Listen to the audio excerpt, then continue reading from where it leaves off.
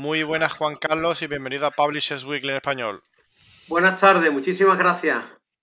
Gracias a ti. Bueno, a mí me gusta empezar esta serie de entrevistas para nuestro canal de YouTube a los autores con la pregunta básica, ¿no? Con los cimientos, que es ¿de qué trata el falsificador de Franco? ¿Cuál es la sinopsis? Bueno, es una historia de la condición humana. Es algo que, por un lado, está el tema del arte falso, que prácticamente los expertos calculan que se mueve un 50% de arte falso, arte no original en el mundo. Por otro lado, es una historia de la época de Franco, donde se mezcla la hipocresía, la vergüenza del régimen, la codicia de la esposa de Franco, cómo se resolvían las cosas y, sobre todo, hay una historia de yin y yang sobre la policía corrupta y franquista y un policía honrado que se la juega y está a punto de ser despedido de la policía, que es el caso de mi padre. De ahí arranca la historia y de ahí nace un poco toda la médula de lo que es el libro. Entonces, podríamos decir que el germen de que tú escribieras este libro está en la investigación de tu propio padre, ¿no? Es decir, que casi lo tienes en primera persona, ¿no? Sí, realmente todo nace de una pregunta que yo le hago cuando él se jubila, porque él como padre es excelente, pero a nivel policial él no contaba nada de su trabajo, ¿no? Él estuvo 40 años trabajando en la policía y nunca contó nada. Entonces yo ya, una vez que él estaba jubilado, que estaba ya más relajado, que hablaba más, sobre todo con sus hijos, le digo, papá, ¿qué caso te marcó más? Y entonces me contó la historia de Eduardo Olaya y posteriormente, ya como detective, saqué la lupa de mi trabajo y empecé a investigar cosas y empezó a recomponerse un rompecabezas que todavía palpita. Y supongo, Juan Carlos, que tu experiencia como detective ha sido esencial a la hora de armar todos los puzzles de esta historia, ¿no? Tan surrealista como real, ¿no? Claro, es como si tú le cuentas una receta complicada de cocina, se la cuentas a un chef y no se la cuentas a una persona que no tiene conocimiento. La historia que me contó mi padre cayó en buenas manos y no lo digo porque yo sea bueno o tenga más competencia o más excelencia que otros profesionales. Lo que pasa es que yo sabía dónde tenía que conseguir la información y la verdad es que me causó un reto añadido, un desafío, el hecho de que me encontré con todo tipo de dificultades, de silencio y además hasta de negativas oficiales. Yo he tenido que pleitear para conseguir ciertos datos. Y Juan Carlos, ¿cuál es la anécdota o el detalle de esta historia que a ti te ha sorprendido más bueno, de una historia que ya de por sí como total es bastante sorprendente, ¿no? ¿Cuál es si me tuvieras que dar un titular o Bueno, un Museo de Grecia, la Galería Nacional, le pido información sobre tres grecos que tiene en Atenas, el museo, como el Museo del Prado, pero en Atenas, ¿no? Y que tienen todas las sospechas de ser cuadros falsos, cuadros hechos en Sevilla, porque fueron vendidos a ese museo por el marchante que le compraba al copista, del que proveía Eduardo Laya.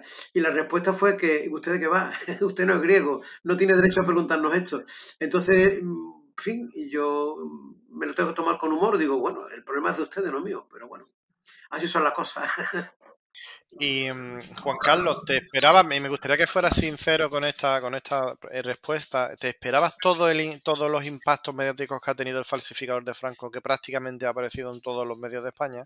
Pues no me lo esperaba, no me lo esperaba y agradezco muchísimo el interés de los medios porque, y vamos, todavía estoy pendiente de algunas cosas. El hecho es que a la prensa le gustan mucho las historias que se salen de normal y que tienen ciertos ganchos de interés. Aquí estamos hablando de la represión también homosexual en la época de Franco, de dos gays, un copista y un marchante que fueron pareja, después dejaron de serlo y se pelearon y se vengaron cada uno por su cuenta, uno de su principal cliente, que es Carmen Polo, la esposa de Franco, y el otro del anticuario que no le pagaba, y después se mezclan muchísimas historias de aristócratas arruinados en la Sevilla de los años de la posguerra, gente que se busca la vida, verdaderos cerebros con talento. Estamos hablando de un marchante judío norteamericano que vive en Madrid y que expolia, y exporta ilegalmente muchísimo patrimonio artístico, junto a las copias que le suministraba esta red, y todo eso lo tapa incluso la policía de Franco. O sea, por un lado se daban golpes de pecho a nivel oficial de que éramos una patria muy importante, con un legado histórico y con un patrimonio artístico importante, y por otro lado se permitió por la puerta de atrás salir patrimonio, salir cuadros, y estamos hablando de no cualquier cosa, estamos hablando de Goya, de Velázquez, del Greco, de Zurbarán, de cuadros que han salido, digamos, por la puerta falsa falsa del Estado español. Y bueno, ya te queda en duda todo. Te lo tienes que tomar con humor porque es como verle la cara a Franco cuando vio el informe de mi padre diciendo que su esposa había sido timada, ¿no? Entonces se le veía la yugular y la cara a Otidano diciendo, ¿cómo puede ser que en mi propia casa me hayan dado un timo tan grande? Y Juan Carlos, ¿cuál es el mayor desafío al que te has encontrado a la hora de escribir el libro? Pues sobre todo en la figura de Stanley Moss. Ese es el verdadero cerebro, el líder de la trama, que estaba operando en Madrid de una forma impune y bendecida y complacida por el régimen de Franco. Él vivía en una suite del Hotel Rice en Madrid y tenía un equipo perfectamente orquestado para sacar obras de España por diferentes canales y me quedan muchísimas lagunas sobre el personaje porque él no quiere hablar de su pasado español y eso me llama la atención. Yo he presentado solicitudes para investigar esta parte más negra de la historia en Estados Unidos, pero me estoy encontrando con, bueno, con todo tipo de dificultades también. Con lo cual es un nuevo reto. Y si tuviéramos que extraer una lección para aplicarla, bueno, supongo que como país, con el falsificador de Franco, ¿tú cuál dirías que es, Juan Carlos? Bueno, en Europa se considera el arte como algo patrimonial, tanto del Estado como de los museos, como de, digamos, de lo que es el pueblo, ¿no? Pero en Estados Unidos o en Inglaterra o en Canadá se considera el arte como objeto de mercado, como un servicio o una venta, una compra más. Entonces, aquí la lección es que sigamos respetando y protegiendo nuestro patrimonio, que no dejamos salir obras de arte maestras, porque además los artistas españoles cotizan en los mercados. No es infrecuente que las casas de subasta más conocidas como Sotheby's o Christie's estén sacando obras de artistas españoles que se han reconocido que son falsas.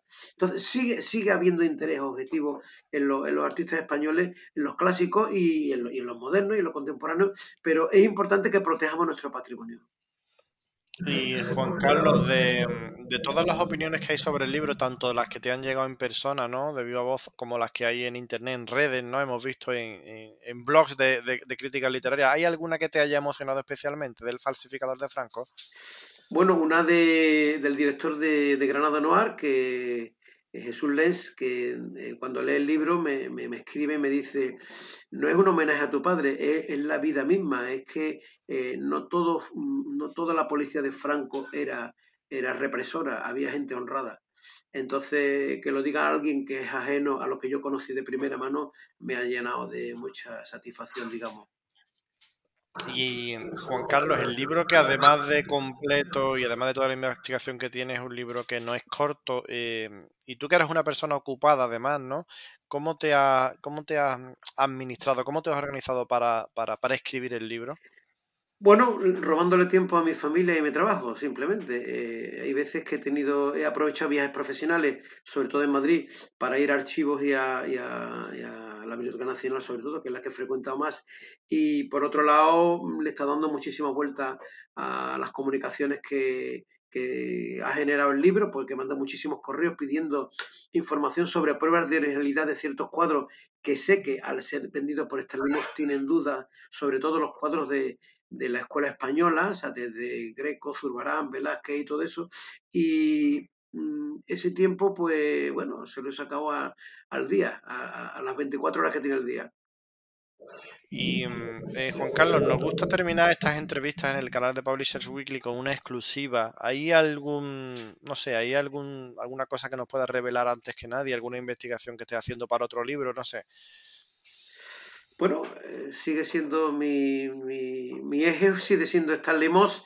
Tengo localizado un cuadro en el Museo del Prado, una fábula del Greco, del que el director del Prado, el señor Miguel Falomir, le mandado por el portal de transparencia, ha dicho que este cuadro es original, porque lo dicen ellos, no presenta ninguna prueba, y tiene toda la pinta de haber sido pintado, según mi modestísima opinión, por Eduardo Laya, que a su vez se lo vendió a Andrés Moro, y que a su vez lo puso en manos de Stanley Moss. Es llamativo que el Museo del Prado vaya a comprar obras de artistas españoles a un mercante norteamericano en el año 93, pague casi 700 millones de pesetas y el director años después pues no le conteste a un ciudadano español, a un contribuyente, como en mi caso, con pruebas de originalidad sobre cuadros que han costado un dineral.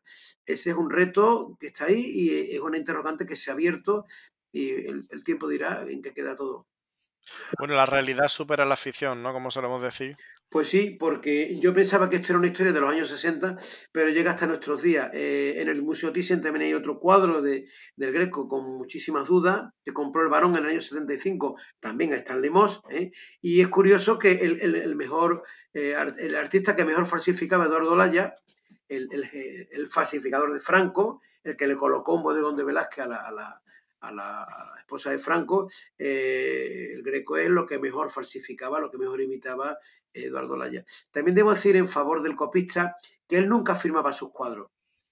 Él respetaba y le hacía un homenaje a todos los artistas consagrados. La red, digamos, esta impune e internacional que lideraba en Stanley Moss es la que hizo, digamos, la estafa, ha engañado a muchísima gente y sobre todo ha sacado muchísimos, estamos hablando de cientos, quizás miles de cuadros de España por diversas fronteras y sobre todo con la connivencia y la complicidad en algunos casos de las autoridades españolas. Pues Juan Carlos, muchísimas gracias por atender a Publishers Weekly en español y desde aquí recomendamos el falsificador de Franco que no solo es un libro excelente como entretenimiento, sino que además cuenta una realidad que es muy desconocida, aunque cada vez más porque la mayoría de medios se han hecho eco de la obra. Así que muchísimas gracias, felicidades y los que nos están viendo ahora mismo que corran a hacerse con el libro porque merece mucho la pena. Gracias, Juan Carlos. Gracias a vosotros. Buenas tardes.